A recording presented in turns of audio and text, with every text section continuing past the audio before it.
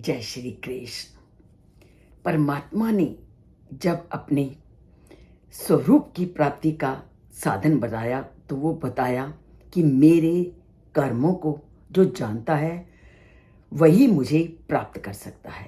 पर परमात्मा कर्म कैसा करते हैं? क्या वो हमारी तरह कर्म करते हैं या उनका कर्म करने का तरीका कुछ अलग है?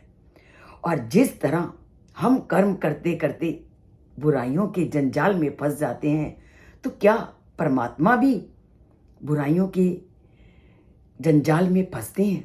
तो इसका उत्तर भी परम पिता परमात्मा आज के श्लोक में देते हैं और कहते हैं कि नाम माम कर्माणि लिम्पन्ति ना मे कर्म फले स्पृहा इति माम यो अभिजानाति कर्म भी नासा बध्यते।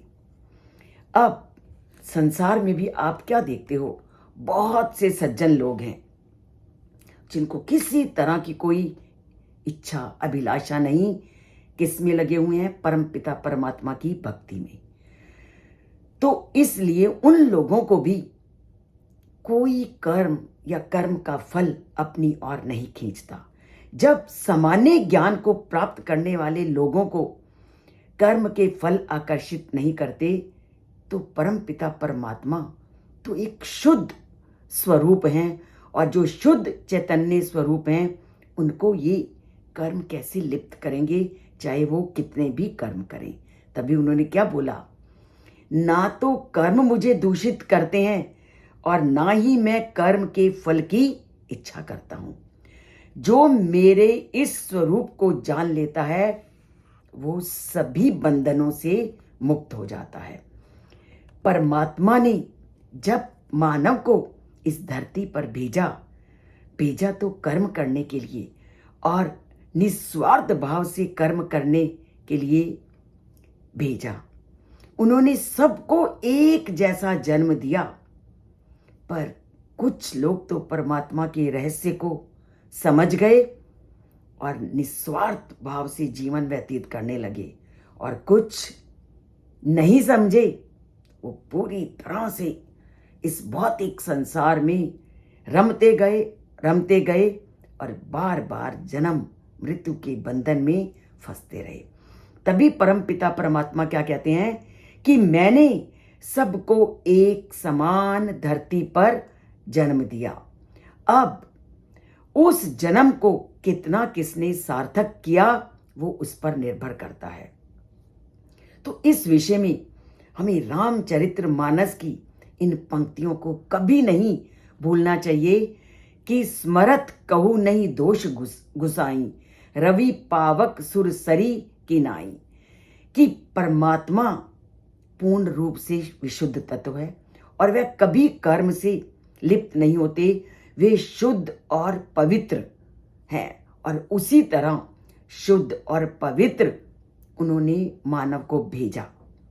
पर परमात्मा ने उसको शुद्ध स्वरूप में भेजा, परंतु व्यक्ति ने अपने कर्मों से उसको अनेक रूप प्रदान कर दिए।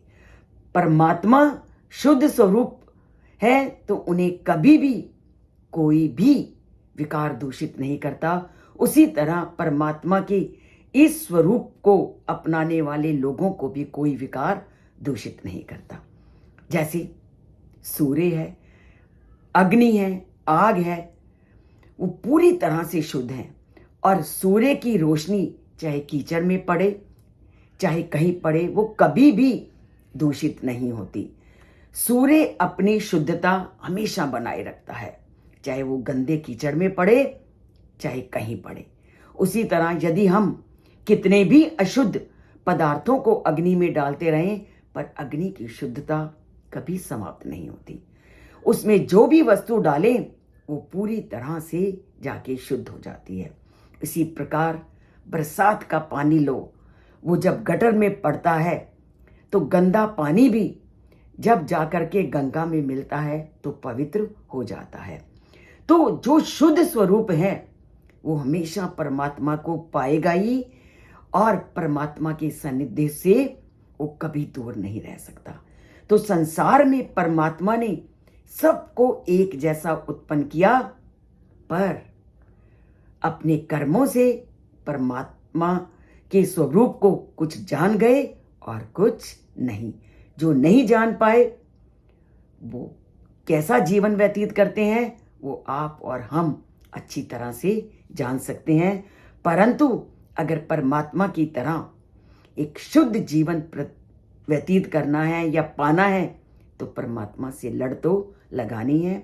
तो लगाते हैं परमात्मा से लगन, इस चैनल से जुड़ते हैं, सब्सक्राइब करते हैं और कर्म फल के चक्कर से मुक्ति के साधन को ढूंढते हैं और जय श्री कृष्ण लिखकर बोलकर अंगूठा जरूर दबाते हैं।